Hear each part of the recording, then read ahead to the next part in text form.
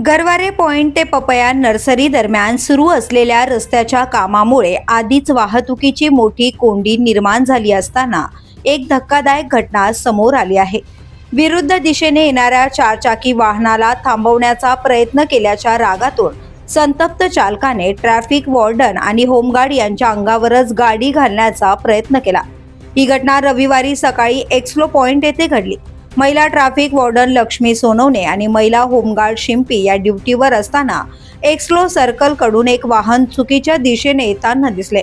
वाहतुकीला अडथळा होऊ नये म्हणून त्यांनी चालकाला वाहन थांबवण्यास सांगितले, मात्र याचाच राग आल्याने चालकाने धमकी देत गाडी त्यांच्या दिशेने चालवली।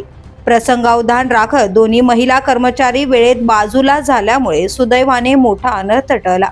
या प्रकरणी अज्ञात चालकाविरोधात अंबड पोलीस ठाण्यात गुन्हा दाखल करण्यात आला असून कामात अडथळा निर्माण केल्याचाही सरकारी गुन्हा नोंदवण्यात आलाय। पुढील तपास पोलीस उपनिरीक्षक मुक्तेश्वर लाड करीत आहेत। द पोलीस न्यूज साठी नितीन पाटील, नाशिक।